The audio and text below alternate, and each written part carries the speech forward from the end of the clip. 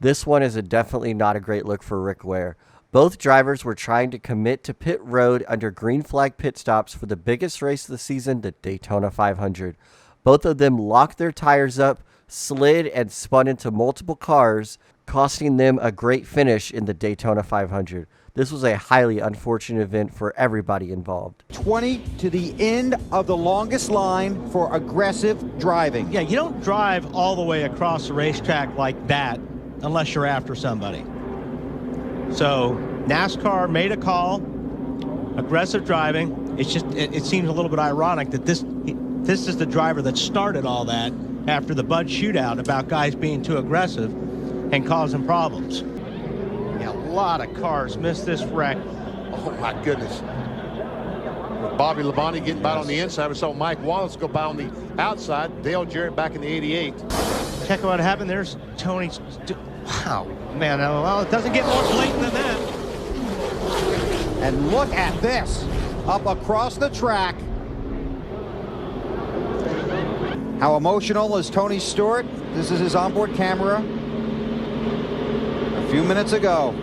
Tony Stewart and Matt Kenseth had this big rivalry going on in the 2006 Daytona 500.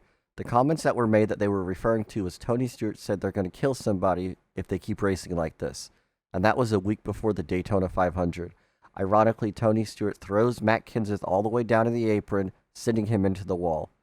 These two had a massive feud going on over speed weeks in this day, and I don't think NASCAR really appreciated it, so they did penalize him, but this was just a wild, forgotten rivalry that happened in one of the biggest races of the year. As he comes out of four, it's a drag race. They wreck behind him. Kyle Busch will win. Yes, sir. Checker. Big wreck on the front stretch.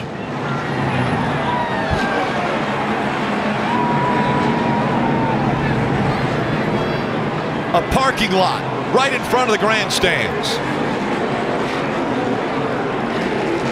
At the back. Back to mud pie right now. Yeah. Kenseth has worked his way up to the 9th position. Yeah. Oh, he's been there and back and there and back. I mean, it's just been a long day for those guys. Ryan Preece got turned around during the 2021 Sonoma race in the S's. He then decided to pull right back up on the racetrack, taking out Cody Ware, and then Cody Ware right hooking him into the wall, making the situation even worse. Then, under the yellow flag, when you're supposed to be maintaining a consistent slow speed, Cody Ware then drives into Ryan Preece, turning him around, costing him to lose positions under caution.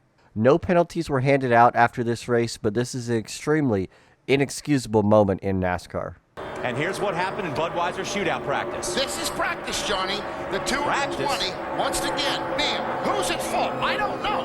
I just think that was more racing, not giving and taking. The 2 car and the 20 car. Give me a break, guys. It's practice. Kurt moves up. Yes, but Tony could lift a little bit here.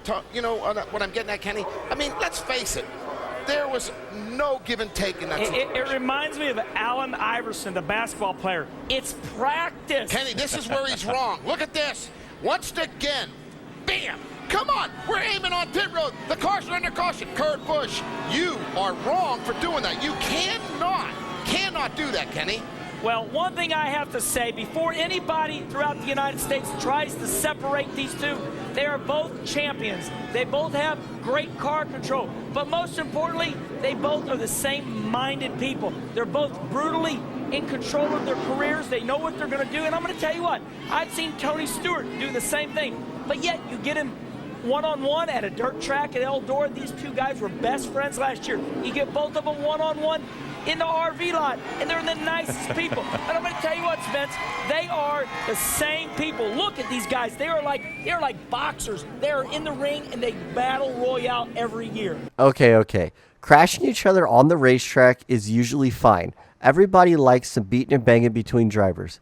But what about for a race that doesn't even matter, and it's in practice? Well, Kurt Busch and Tony Stewart definitely didn't like each other in the 2007 season. Leading into 2008, they accidentally ran into each other during a practice session, and tempers boiled over at Daytona. Stay out around you, stay out. Not with your 4. Planning on staying here. Stay. Ready? Pit to pit. Oh! They have crashed at the entrance of pit road. The was he thinking? He was never going to make the commitment cone anyway. It's just the same old. Please apologize to them as much as you possibly can. Oh, they're going behind the wall. You heard on the radiator, on the radio, is it the radiator or the oil cooler?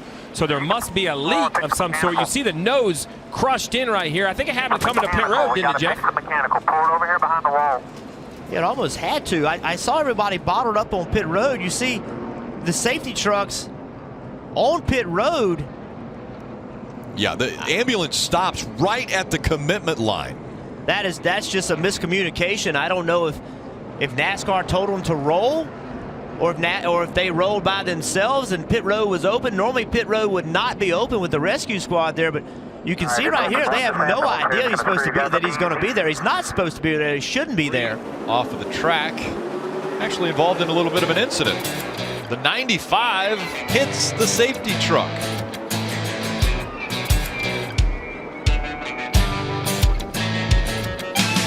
During the ARCA season championship finale race at Toledo Speedway, all Scott Speed had to do was get a great finish and he would be declared champion. Well, young driver Ricky Stenhouse had other things to say. They are so concerned about how aggressive Stenhouse is behind him. Speed has actually talked on the radio about letting the 99 go around, and they make contact. Speed into the wall. Speed into the wall hard, and that happened because Ricky Stenhouse Jr. was into the back of him. Let's see if he's able to continue on.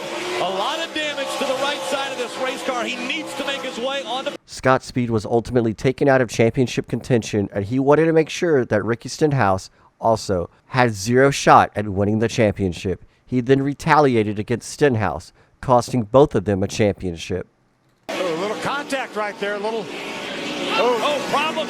Ricky Stenhouse Jr. around, and oh, by the way, that was the 2. Yeah, well, there was no question there. That was a little bit of payback. A little bit of payback. Now into 5 and turn 6. All of that contact between the two leaders is allowed. Watch it. Oh, the 24 is spinning. The 24's, oh, there's multiple cars into the wall here. There must be oil or some kind of fluid down on the racetrack right there in turn. We got more cars coming in. William Byron is reporting that the curb came up. He hit the curb in the 24. Yeah, the curbing is coming up, and that's what everyone hit when they were coming through there in turn 6. The curbing comes up, catches a bunch of the cars, the front ends of the cars, and numerous cars are destroyed. Take a look at what happened to Daniel Suarez's car. When debuting a brand new style of a racetrack, you want it to be perfect. Well, Indianapolis Motor Speedway was having trouble with the curbs in one of the turns.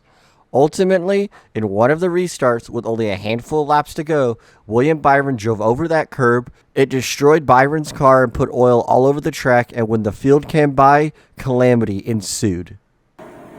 Well, it looks like Gailey decided to come down into pit lane and didn't let everybody behind him know. And I mean, took out 2 good race cars.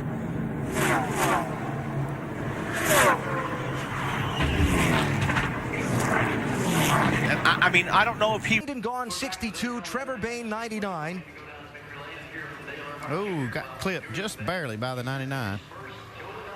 See, Trevor Bayne gets a lot of damage also. And that was all behind the leaders, up at the head of the pack. The caution flag did not get waved, and the lead pack steamed to the finish line. Junior had enough to hold off Logano's. Look at this. His rear end fell out, literally. And that's going to take a while to hook that truck up and get it back. That's why I brought up the fuel window, because I know we're saving gas under caution, but this could take a while.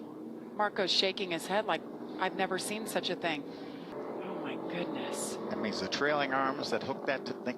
And then it goes rolling right in front of him. To the frame are gone. Wow.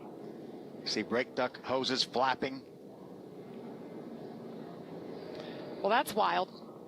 Caution is out for the 6th time. Shock. You see a shock flipping around the silver thing on the far side. There's a shot from afar. Oh, wow. There it goes. Popped right out. I don't really think you could have any excuses for getting wrecked under caution by a tow truck. If that isn't something inexcusable, I don't know what is. Natalie Decker got caught up in a crash at Bristol, and she ended up getting wrecked by the tow truck. Yeah, that's really embarrassing. The funniest thing about all this is her spotter quit mid-race.